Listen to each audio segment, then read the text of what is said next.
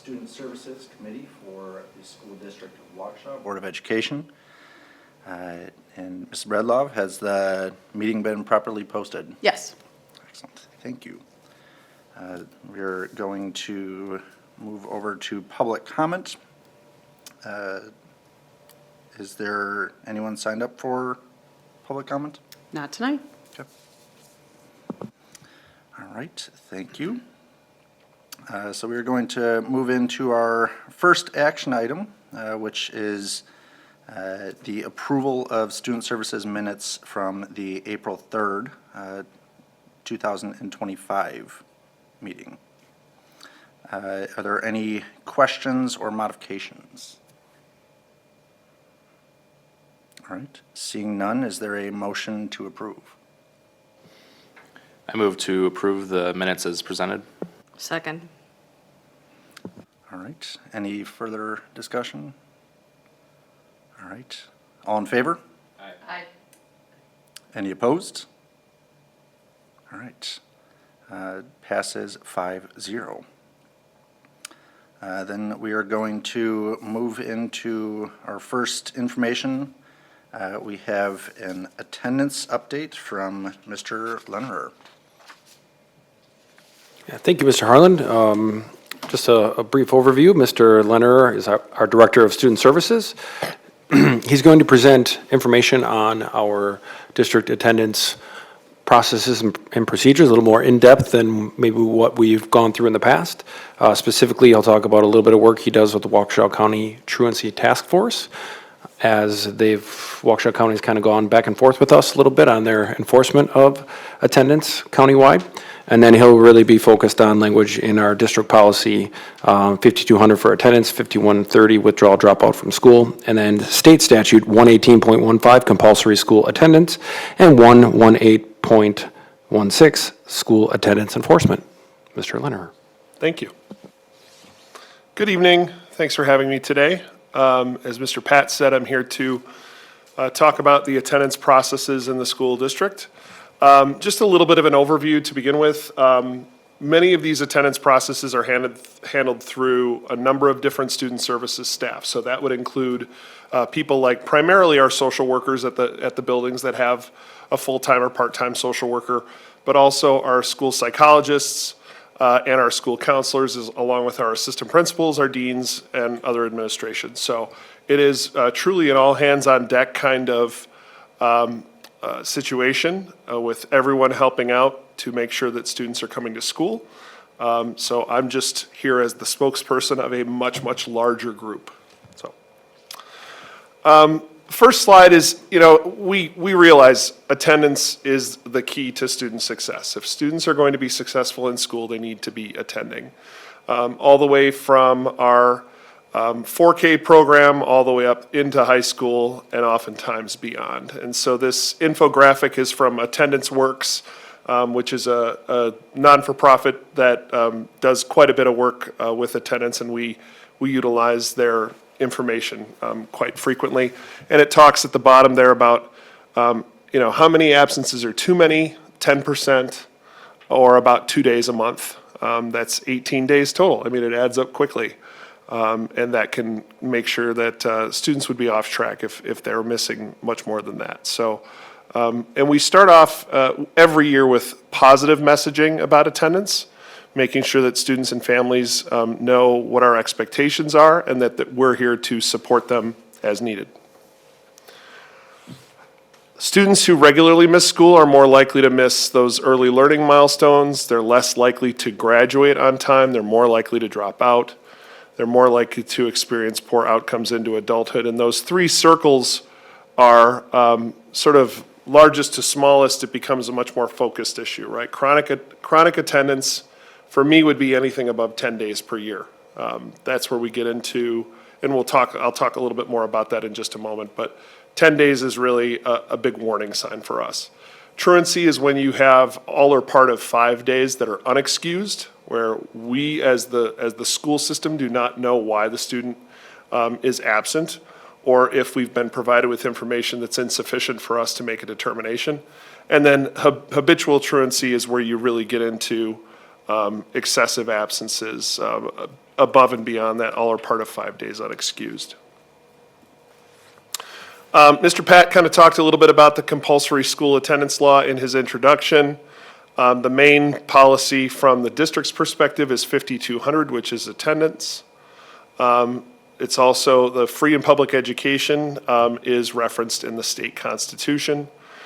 In that larger paragraph in the center there, it says the law provides that any person having under their control a child who is between the ages of 6 and 18 years of age and that is not graduated from high school shall cause that child to attend school regularly during the full period and hours, religious holidays excepted, that the public or private school in which the child should be enrolled in session until the end of the school term, quarter, or semester of the school in which the child becomes 18 years of age.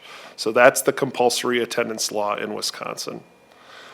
Instruction in a home-based private education program couldn't be substituted for attendance in a public or private school. We do have parents who sometimes say, I'm going to homeschool my student. There are processes that need to be followed for that.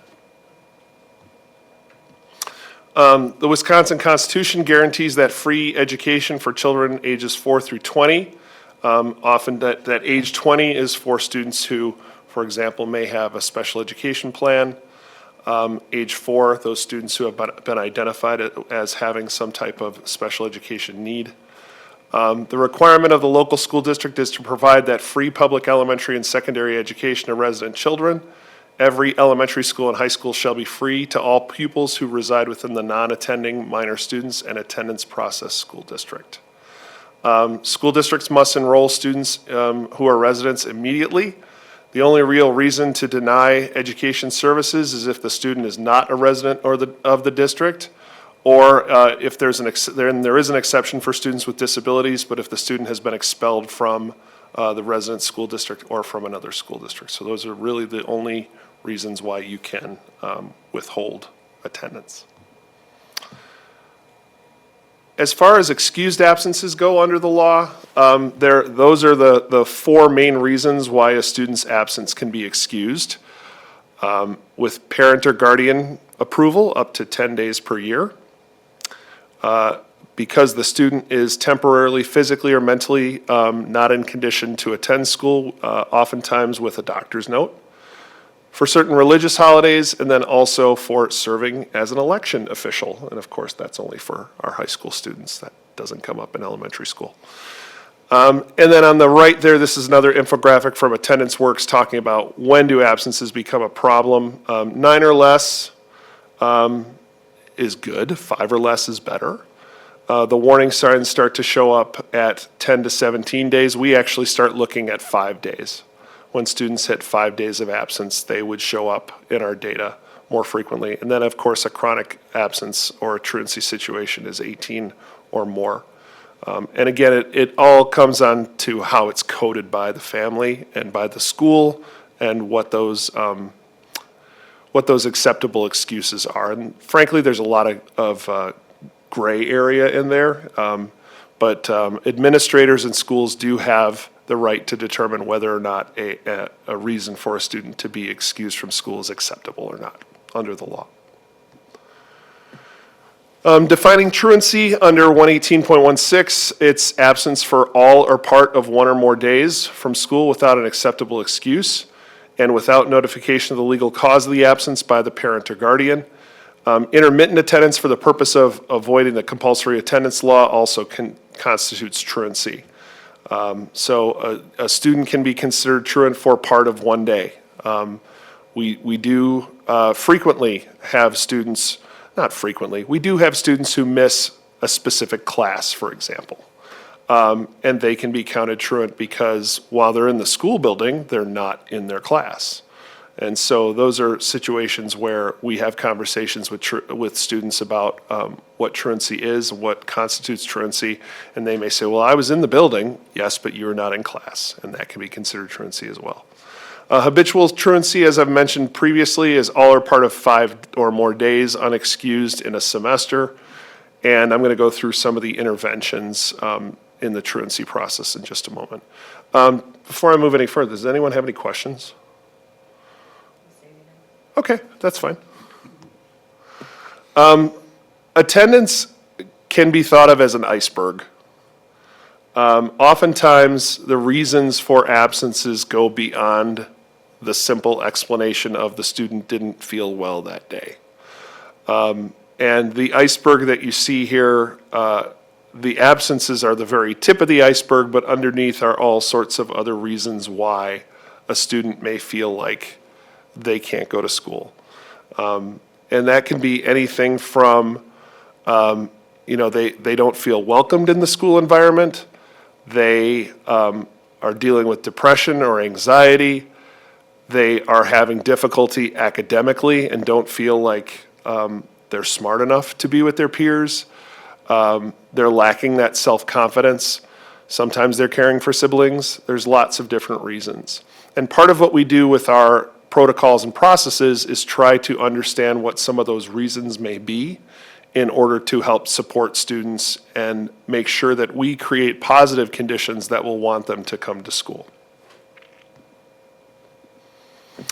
So over the years, there's been a shift in mindset, and this is backed by evidence and research that shows that oftentimes truly punitive outcomes or punitive procedures don't have great outcomes.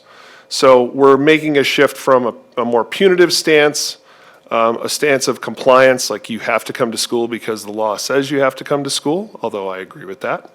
And here's what happens to you when you don't come to school. And instead, there's been a shift to creating more positive opportunities.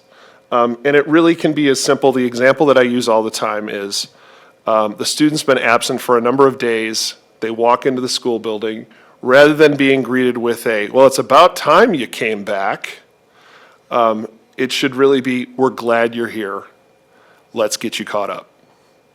I mean, that should be the goal. And that should be the goal of all the members of the school community who are going to help support that student. So we want to create that opportunity for learning and talk about what happens when you do come to school, and because we want it to be a positive environment.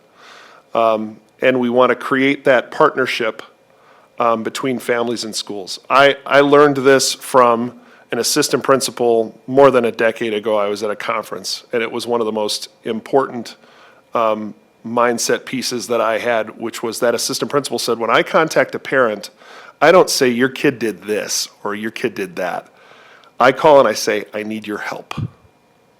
And that is a really powerful way to communicate to parents that shows that you are a partner with them and that you want what's best for their child, rather than trying to place blame. And so when we look at things like attendance, we are trying to partner with that family to ensure that the student is coming to school. Here's a breakdown of our most basic processes. One of the changes that was made a couple years ago, and this is done through Infinite Campus, is there is a monthly attendance email that goes out to all families that outlines what the students' absences are. Some of you are nodding your head, that's good. The first time I did that, I got some phone calls and some nastygrams. Why are you alleging that my student has missed 3 days of school? Well, I checked, your student did miss 3 days of school. We're just making you aware of it. Nothing's wrong. It's not punitive. Over time, I think parents have come to understand that we're just sharing that information. So rather than having parents have to come to, the school and ask, well, how many days has my student missed? They will know because they get that information. If the student has missed 5 days of absences, that's where we kind of look at it as an internal data warning, meaning we're looking at those numbers as they go through. Over the course of the year, students who have missed more than 5 days and it's not, sounding the alarm, it's just an awareness piece at the building levels. Once a student has missed 10 days of absences total, they're out of what I would call the freebies that the parents can excuse for any or no reason. And now we're going to send a letter asking for a medical excuse for any further absences. If a student has 5 truant days, then there's a habitual truancy letter that is sent and a meeting is requested. Now, if there are individual truancies along the way, that's not to say that those students are not being met with by, for example, their assistant principal, their dean, their principal. They are student services staff. They're making those after their weekly or bi-weekly data dives, and they are having those conversations with students along the way. And then the last one that we've listed here is a habitual truancy meeting. That's a much more formal process where we're requesting the family and the student to come in to talk about what some of those barriers are that's causing the student to miss those days. And a lot of those things are the things underneath the iceberg that I talked about earlier. So what kind of accommodations can we put in place to improve attendance? They also talk about what some of the next steps are if that attendance does not improve. Moving forward from that, on the bubble on the right there, the attendance gets more closely monitored. Those accommodations that have been discussed get implemented. There's ongoing communication with the family. And something that we've been utilizing for the last couple of years more frequently are truancy citations if that attendance does not improve, and I'll talk about that in just a second. So those are all the processes. Some of the interventions that come up, formal or informal, relationship building, academic engagement, physical, emotional health and safety. I mean, frankly, we have situations where students feel uncomfortable coming to school because they don't have appropriate clothing to wear for school. And so we help out with that. Each of the high schools, for example, has a clothing closet that's open to students. They can utilize it anytime if they feel like they have needs that are being unmet. Transportation coordination, our school social workers do go out and pick students up and bring them to school. We also offer our rideshare program, where pay to ride program, where students can or families can pay to ride the bus if they're outside of that or inside of that 2-mile radius, but still want to be able to put their student on a bus. They can utilize that. Family involvement, removing barriers. Sometimes it really is about students caring for siblings, things like that, so we'll work through that. We do use attendance contracts that are a formal part of that truancy process. We do offer our school-based mental health for counseling. We also use Care Solace. You've heard me talk about that before, for families that may need counseling services. Mentoring programs with student to student, and I think I've already mentioned academic, but we have a variety of academic supports. In terms of communication with families, letters, emails, phone calls, text messaging has been a game changer for us. 2 years ago, we were able to start using WebEx to text families directly right here through my computer. That has been outstanding. I could do it either on my computer or on my phone. It looks like it's coming from my work phone number. I'm not using my personal cell phone number to do that, as many social workers and school counselors had to do in the past. It also keeps a record of it, which is great. And then home visits from time to time, particularly when there's a concern about student safety, or if there has been multiple contacts made with no response. Oftentimes, student services staff or administrative staff will go out to the buildings to make home contact. That infographic at the bottom kind of covers all of those various areas, and at the center of that is building that relationship for those positive conditions for learning. So, all of those positive things going on. However, there are limits. And this is where we sometimes have to use truancy citations as a last resort. I'll talk about the Waukesha County piece in just a second and some of the things that are happening with that. But what we can do with our school resource officers, and they're the ones ultimately who are making a determination as to whether or not a truancy citation is warranted. They have to write the ticket. So they are oftentimes brought into the conversation early and are aware of what's happening, so that if we do get to that last resort point, they're aware of what's been going on. And oftentimes, truancy citations get utilized when that communication is broken down, where we are working really hard to engage with students and families, and there is no response. Oftentimes, it's also utilized with secondary level students, high school students, who are making a choice. I mean, the parent will say, I would love my student to be in school, but he's 185 pounds and I can't pick him up and bring him to school anymore. And oftentimes it creates confrontation or conflict within a home, and we don't want that. So the accountability falls then on the student who's making that determination or that choice not to come to school. And I appreciate when parents are upright and honest with us about that. There are 3 types of truancy under the City of Waukesha Municipal Code. The first is regular truancy. That is when a student cuts a class, all or part of a day.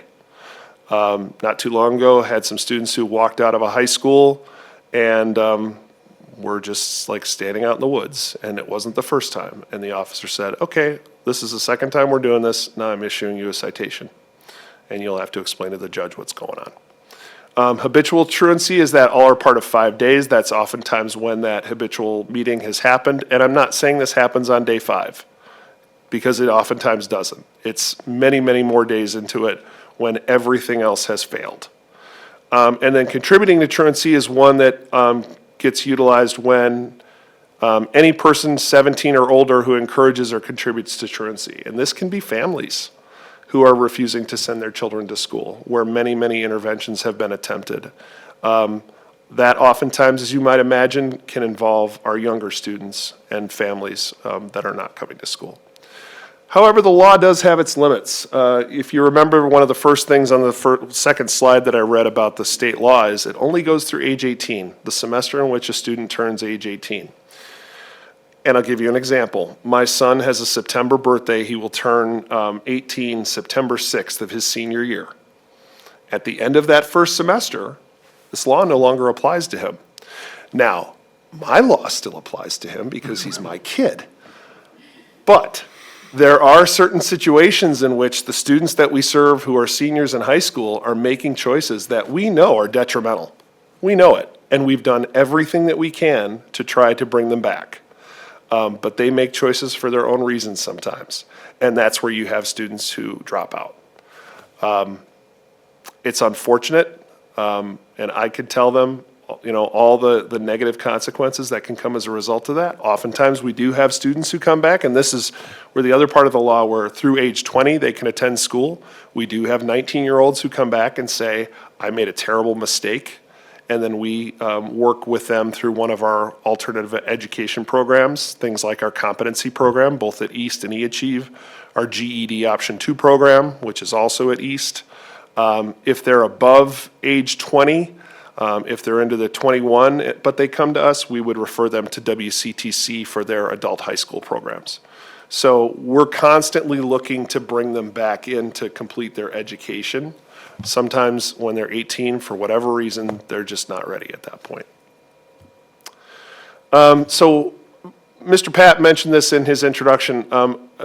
For those of you who've been in education for a while, there was a time when Waukesha County and counties across Wisconsin took a much more punitive approach toward education. And that could sometimes include taking students into custody or into secure, oftentimes for the weekend, where the student would be held in secure detention for 72 hours and then released to go back to school the following Monday. Well, guess what? They oftentimes didn't show up then either, because now they're really mad because they've lost their freedom for a period of time. And so over a number of years, Waukesha County has looked to change their approach to narrow their focus of youth justice type programs. That's ones where they would be in custody, to situations that really involve safety. I mean, being truant from school is not great, but it's not often unsafe. And so the county has said we really want to focus on students who are engaging in unsafe behaviors. Sometimes those are students who are truant, sometimes not. And so they have changed their focus and their approach. What they have done, though, and this talks about court mandates, supervision, compliance checks, out-of-home placement. It does not show long-term behavior changes for kids who are chronically absent, and oftentimes has negative impacts. And they have all sorts of research, and the brief is in the slide deck if you want to take a look at that. But there is support, and through the processes that have been put in place recently, we are piloting a new project with Waukesha County to work with a dedicated social worker to help support students, not just what we're doing inside the school district, but also outside the school district as well. And that came as a result of our work with the Waukesha County Truancy Task Force, which actually I chair. By state law, the school district in which the county seat is located, which is us, is responsible every 4 years for having the Truancy Task Force. This goes back to the 1980s. The required members are listed there on the slide. That includes folks from the school district, from juvenile intake, parents, sheriff's department, homeschool parents, social services, the 19 different districts that are in Waukesha County, local law enforcement, and the circuit court. And we had a really good cross-section of those various types of groups as part of our discussions, which took place over the course of a year. The Truancy Task Force had 3 focus areas, all for the purpose of working together to increase student attendance and decrease truancy. Our intervention areas were attendance interventions. It's always interesting to see what different districts do differently. It's oftentimes very validating for me in my role because I see the great work that our folks do, and they really are leaders in this area. It's also, I think, a credit to the board because the staffing that we have dedicated to things like this, when I'm talking about school social workers, school psychologists, school counselors, deans, assistant principals, principals, there are a number of districts around us that do not have that same level of staffing dedicated to making sure that kids are coming to school. The complete Truancy Task Force document can be found here. I also recently shared it out, I believe, in March with the full board through a Friday update. The outcomes were the interventions committee created a reference list. There's a screenshot of it there. You can see all the different blue links that are built into that. You can't click on that, but it is in the complete document. It's the attendance pyramid, and those are things shared out with other districts in the hopes that they will, and we will, utilize the expertise of others. So we created sort of a one-stop shop for that. The Parent Partnership and Collaboration Subcommittee was it's that idea of moving away from the punitive to the partnership and how districts can do that work. And then the last one was the County Schools Partnership, and that's where they've created a pilot program with 2 districts, we're one of them, where they are dedicating a social worker to work with us on that outside of school wraparound services for students who are at a critical level of need. It is starting at one of our middle schools, but we hope to expand it over time. So those were the outcomes of the task force. And that is the end of my slide deck. Questions? Thank you. This is really good. I think in reflection of this past year, at what point, and I probably should start back with metrics on how many students do we have that are in a truancy pattern that raises the flag for us to follow up on? I don't have that specific number off the top of my head. I know Mr. Pat has done some updates on attendance and truancy. I think he's looking at it right now, and I don't want to put him on the spot. But our statistics overall have been steady for the last 2 years after an increase following the pandemic. So things have improved. That doesn't mean we don't have work to do. That's why it's one of our KPIs is student engagement. I mean, how do you measure student engagement? One of the main ways is by attendance. And so we're continually looking at that as an important metric for us. I'm sorry, I don't have the number right off the top of my head. But just to follow up, I mean, I think that because it's a KPI, these are the pieces that I want to see, is understanding in the categories of it. So when we take a look at, what we call 5 days, 10 days, how I'm putting or classifying a student. Well, when my daughters were in school and we got it and we were on vacation, and every year somebody would send me the letter that they're on this, and I kind of chuckled because they were, in theory, excused absences, right? They were sick, they were family vacation, they were not what I would call the concern for truancy. Correct.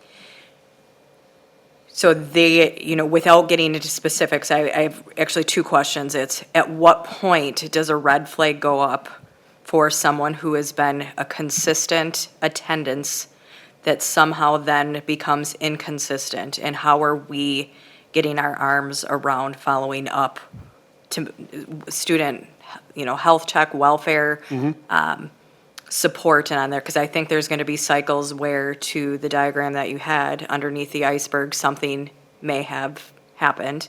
And that creates a strong reaction. Right. But then there is kind of the slow leak, right? Where it's just, it's stable, inconsistent, but it builds over time, that I can see the pattern, and I would think that there's a different outlook on it. So between all of the areas that we have of people working at it, I want to understand, what do we do with these students? And then I'll follow up on the last part is, what do you do when they're over 18th, to your example with your son? And do we just say that they're now just a dropout after X days? Is that how we classify them? Well, I'll answer your first question first. So when a student misses part of a day, there is a robocall that goes out to the families to remind them to report that attendance in IC. So that does happen. If that goes unreported or unresponded to, it literally turns the student's attendance in IC, and you can see it in an infogram, red. It goes from green to red. Green means it's been excused, red means it's now considered truant because we have not heard from that parent. Now, we have attendance secretaries or main office secretaries in each of the buildings who are working to, collect that data every day. Those are the folks that you call when you're reporting an absence. Now, most of the time today, it gets done in IC. It gets done through the app. But of course, parents can also call the offices. So they're kind of the first line of defense when they start to see patterns where a student is missing for a number of days. There's also regular data through our SST process, our student services team's processes, where we're looking at attendance data over time. So those are kind of the first two red flags. Does that answer your first question? Yes. Before I go on to the second question. So the second question, an 18-year-old, oftentimes they're not dropping out at day 10. They're dropping out far, far beyond that. And I actually get a lot of those phone calls from staff in buildings where they're like, okay, here's what we have done. Should we count this student as a dropout at this point?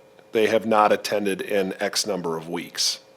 One of the nice things that Infinite Campus offers us is there's a contact log in there. It's private, but it allows us to track how those interventions are taking place. When those phone calls happen, when those emails get sent, conversations that happen with parents.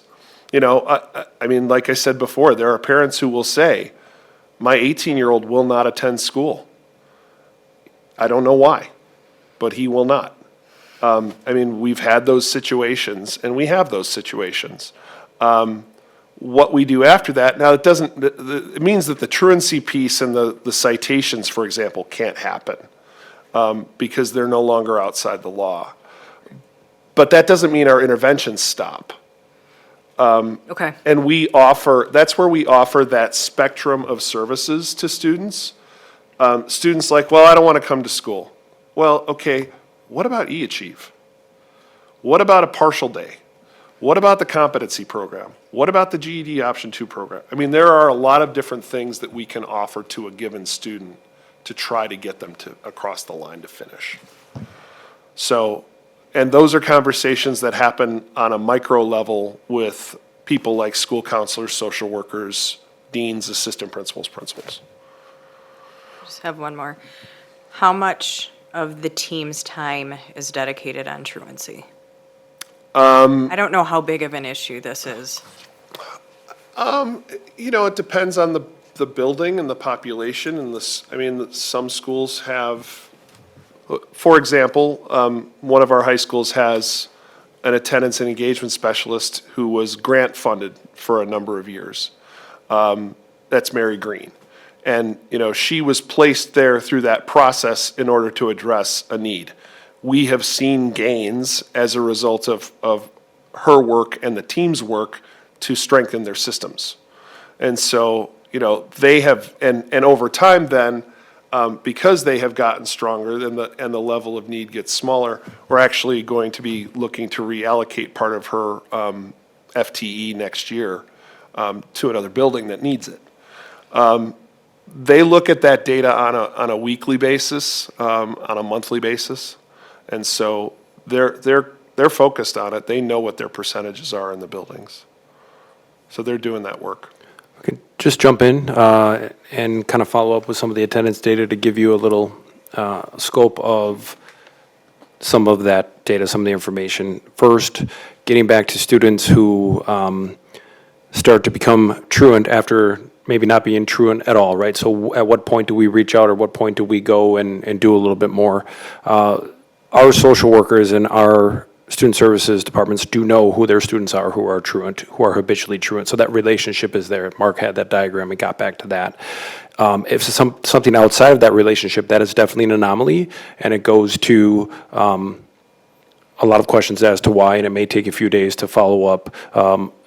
There will be daily phone calls. There will be people reaching out for anybody that's truant. But from time to time, when it's an anomaly, that relationship isn't there yet, so that would have to be established if somebody starts to become truant. So that's kind of how the system operates.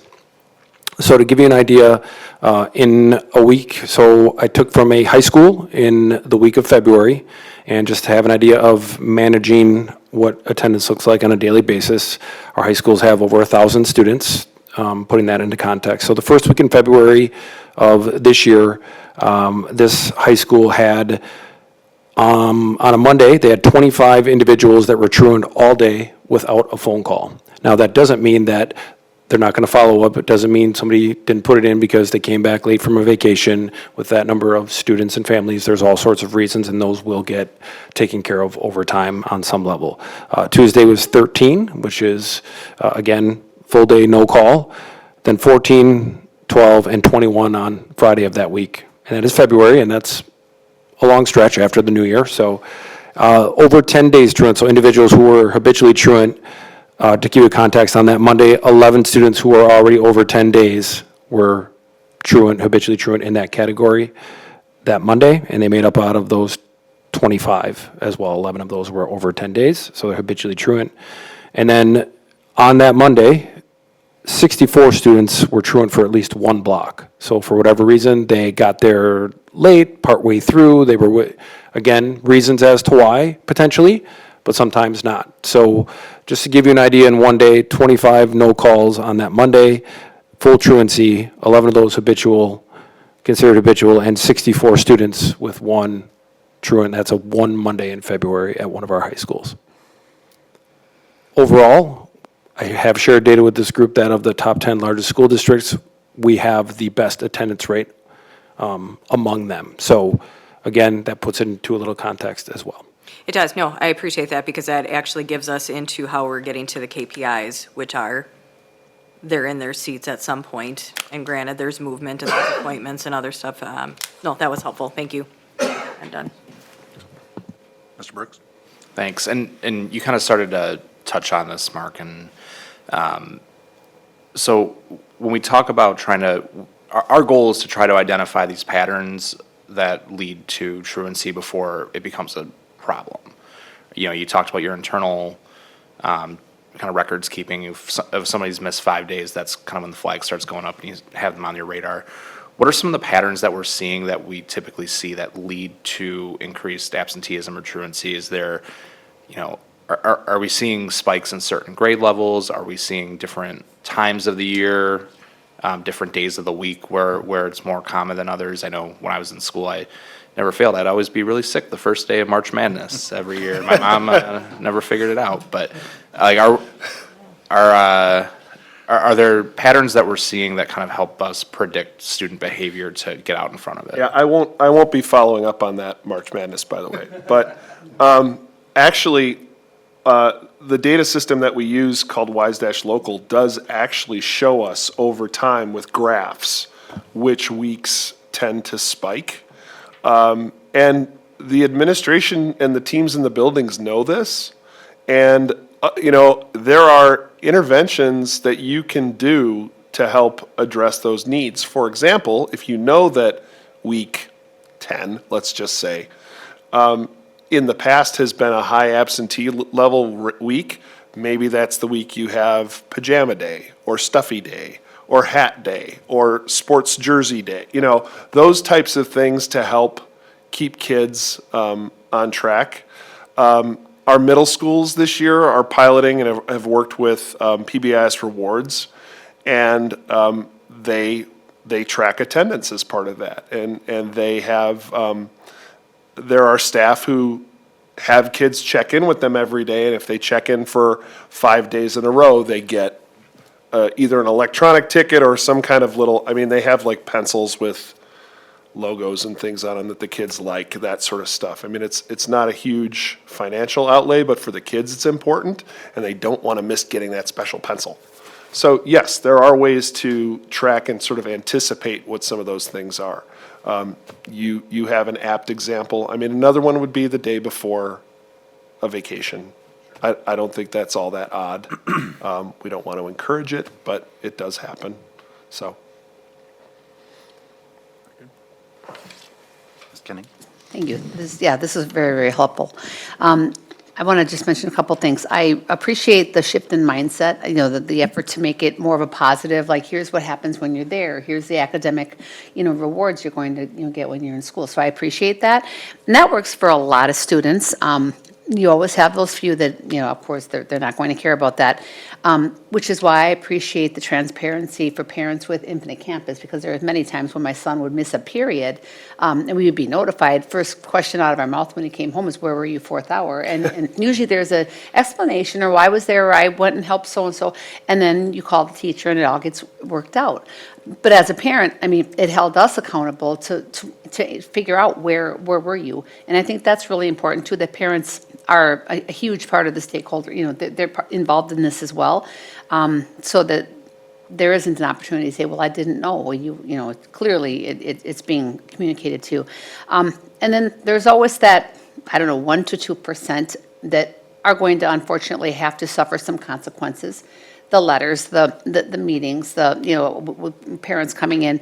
And I appreciate that happens as well, because unfortunately, some people learn the hard way. And I appreciate that's a follow-through as well. And we can't reach everyone with the positives, opportunities to learn the great benefits. Sometimes it's just, the hammer needs to fall.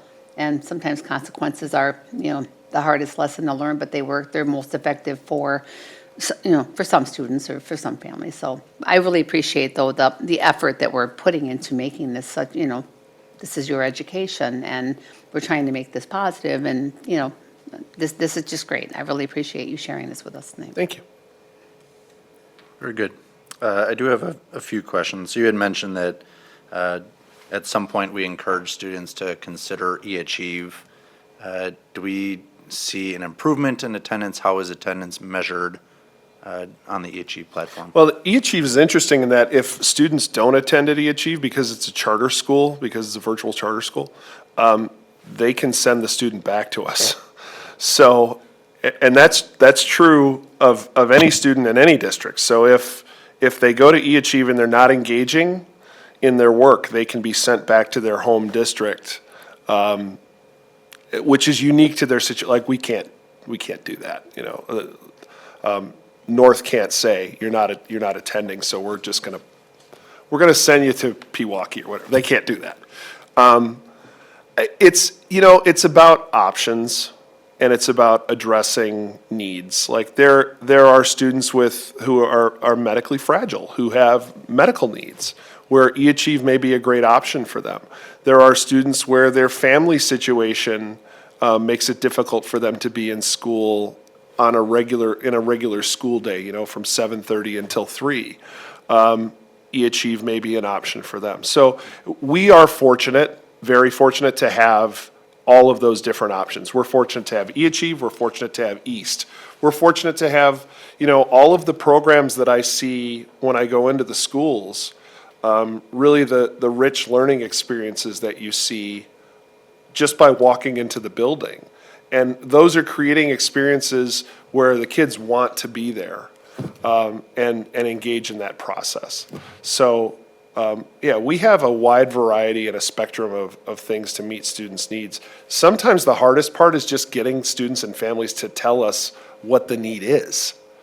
You know, they'll say, everything's fine, or we're gonna take care of it, we'll be there tomorrow, and they just sort of, they don't want us to get into it because sometimes it's embarrassing or sometimes, whatever the reason is. But once we get to that point where they can tell us what the need is, then we can work to address it. Excellent. Very good. And then more so out of curiosity, I remember perfect attendance awards for not having anything. Do we have any students that are perfect attendance? I'm sure we do.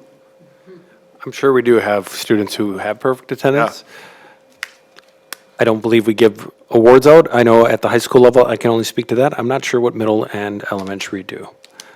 Very good. I can find out, though. Yeah, and that's a fine line. Like, you also don't want them to come to school when they're sick, you know, legitimately ill. Like, if you vomited that morning, please don't come to school. We don't want to catch whatever that is. So, Very good. yeah.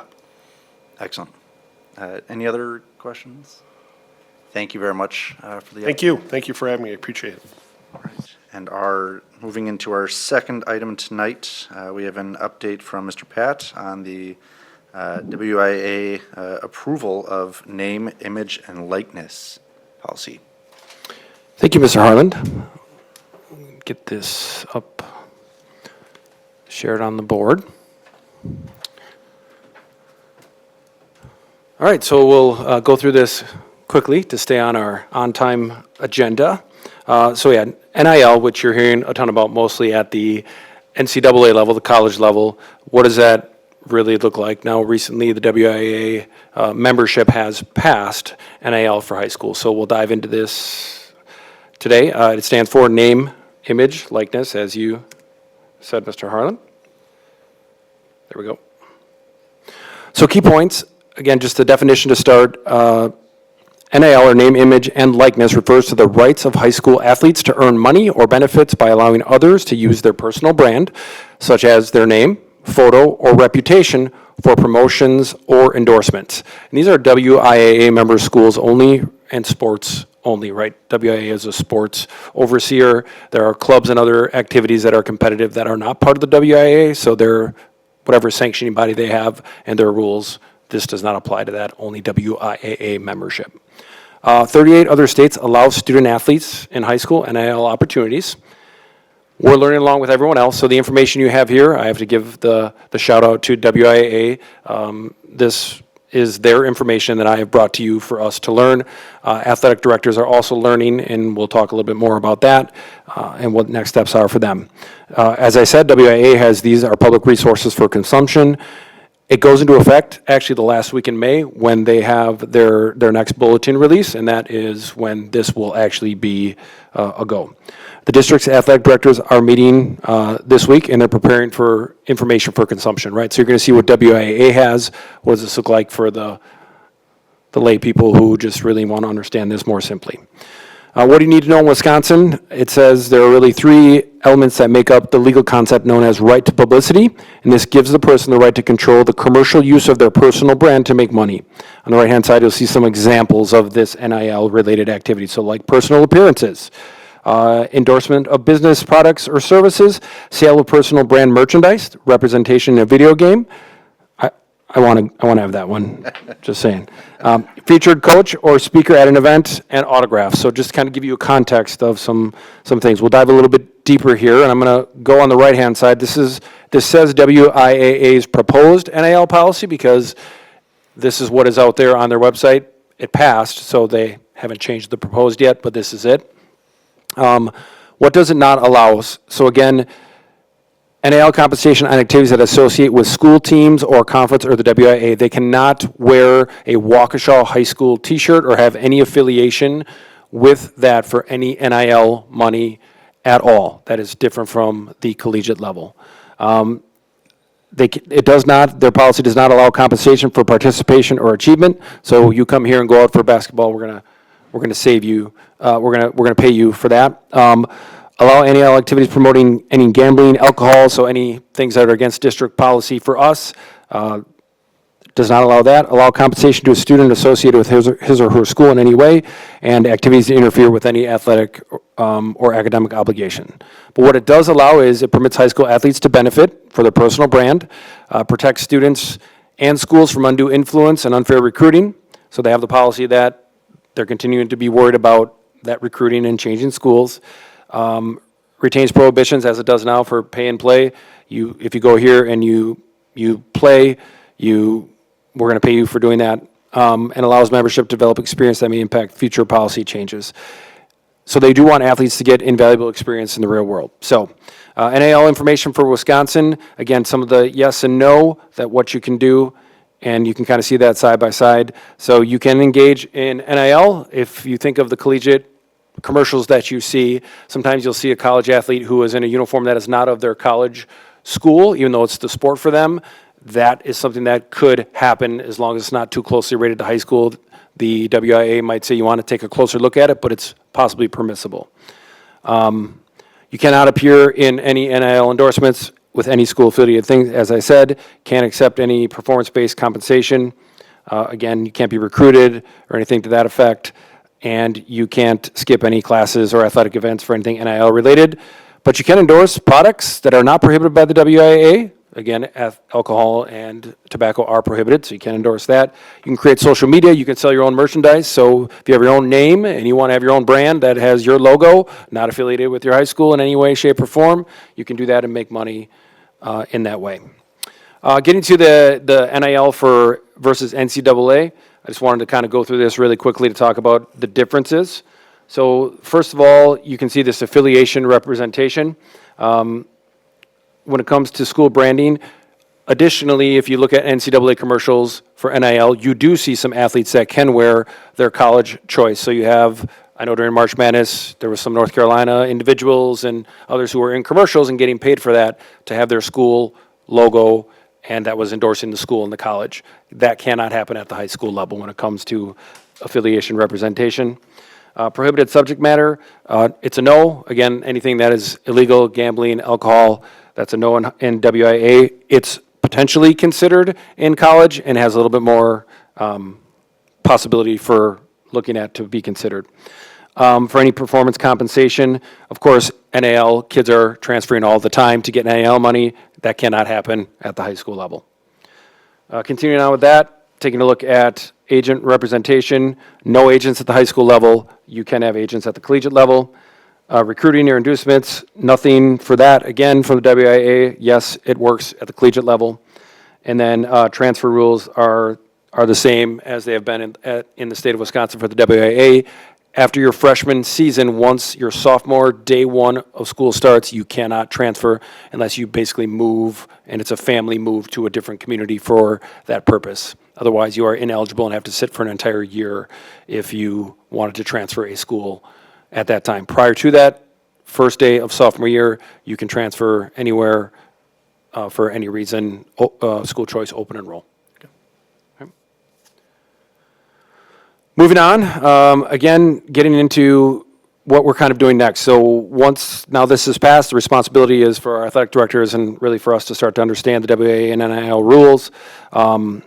It's a responsibility of student athletes to learn this. It's a responsibility of us and you as a school board to learn more about it. And we're going to continue to provide you that information beyond this presentation.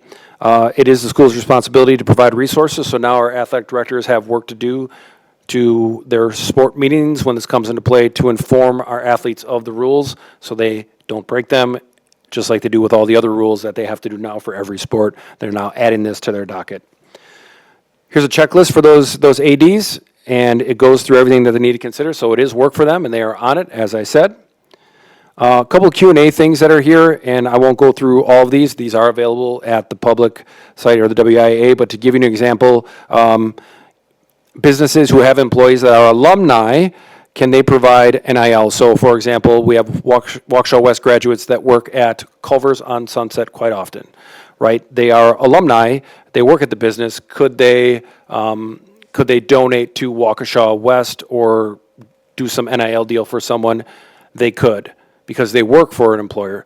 Now, the owner, if the owner of that Culver's was a Waukesha West alumni and a business owner, they could not actually do any NIL deals for a student at Waukesha West. So, very interesting, and you can go through those questions, and we'll have more on that moving forward. So, any questions that you have? Mr. Brooks?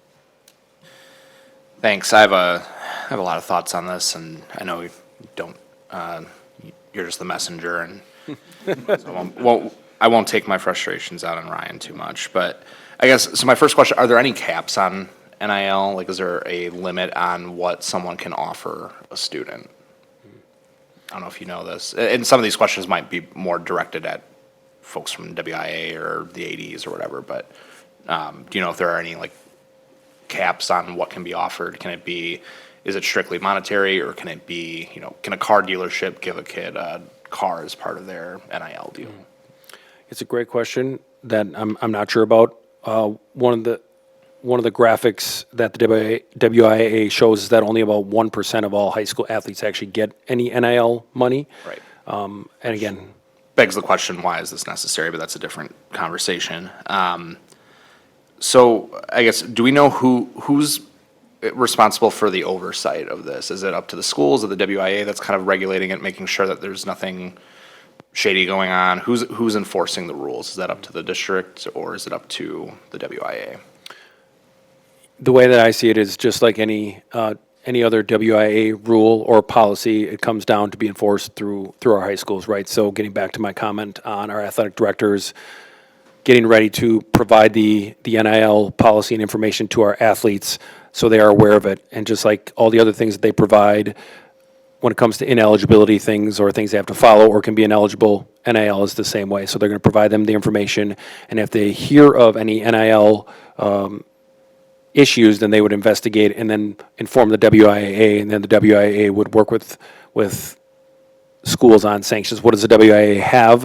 They basically can rule students ineligible. Okay. So that is the power that they have, but it really goes through the high schools. So you kind of touched on part of the piece that I wanted, like, it was a question I was really thinking about today was, so you can't, there are transfer rules in place already, even before this policy was put in place, where, you have to sit out if you are just moving to go, to avoid team stacking and things like that. What happens from like an open enrollment perspective with this? Let's say a neighboring school district is, word gets out that Joe's Auto Shop is offering $5,000 NIL deals for top tier athletes. And kids, they might not be getting paid payments to come play at this school district, but all of a sudden word gets out and all of a sudden you have a bunch of kids who are really good athletes saying, well, I want to move there because they have a lot more NIL opportunities than we do. I don't know if this is something that is allowed in terms of this, if it's open enrollment, or would this family have to physically move to that district to be able to partake in this? So I try to answer, I think I understand it. The eligibility rules still apply. So even if you open enroll, even school choice, so even in the school district of Waukesha, if you want to go from north to south high school, you still would have to sit out eligibility because you are choosing to, you can't stack the team and you can't create a super team. You can't prevent somebody from moving to a community where Joe's Auto Shop is offering that, potentially, but if the WIAA saw an influx of that, there is questions around the necessity to move. So when you do move to a different community, there's a reason and a rationale. The WIA would notice patterns or could notice patterns. So you'd have to say, well, I moved here because my family moved here for a job. If that's legitimate, then you can potentially get away with it if that's what families decide to do. But if it was en masse, people would talk about it and the WIA would investigate it, and I assume would at least look into it and see what is happening. Do we know how, so I haven't heard from any district parents about this. I'm sure there are some that are passionate about it one way or another. Do we know what the, have we gotten like a lot of public support for this? Like, has there been a push from the Waukesha community to support this? Because what I'm curious is, do we know how our athletic directors who get a vote in this voted? I do know how they voted. I don't know if I'm going to make that public for them. Well, and I don't want to put you on the spot for that, but what bugs me, and this is more of a WIA complaint, is you have this organization that is funded almost entirely by public school dues. They pay their staff salaries, six-figure salaries with public school dues, but yet they operate completely in secrecy. And I have a issue with our ADs, who are employees of the school district, voting on these things without even having some sort of consultation with the board or with the superintendent. If that's happened, maybe it has, I don't know. I'm not saying the board needs to sign off on every single action that they take at the WIA level, but I think for something like this, where we are now responsible for setting a policy for it, it'd be nice to at least have that discussion. And that's, like I said, that's more of a WIA thing than this. I'm skeptical of the NIL deal just because I've seen how it is really taken a lot out of college sports. I'm not opposed to a student being able to make a couple bucks off of selling T-shirts, or they want to monetize a Twitch stream and get some money off of that. Great. Like, we should be encouraging ingenuity and creativity and entrepreneurship. I guess I'm worried that this is another example where we're taking the student out of student athlete, and we're putting more of an emphasis on brand development than personal development and skill development. And so if folks in the public have thoughts on this, I'd love to hear them, because I'm open to the argument, but I have a lot of issues with doing this at the high school level. Thanks. Thank you, Mr. Brooks. Any other comments? Thanks. I echo a lot of what Mr. Brooks said, but specifically, I mean, we're talking about 1% of high school athletes, and we've, in recent news, we've had a few that have come through Waukesha, but I'm just not a proponent of having this type of program in our school for our kids, that there's a side objective that they're raising money with all these stipulations on it. I think it's distracting. I'm not sure I understand the reason that we even think in a high school student should be focused on that, looking for that, and doing all of these things, because there is a life outside of sports, and to the reality of that, most of them will not have the opportunity to see multi-millions, and if they don't have a background or the education to be able to support a livelihood outside of a sport, I think that puts them at risk. For me, I'm a little baffled as to why we're having this conversation for high school.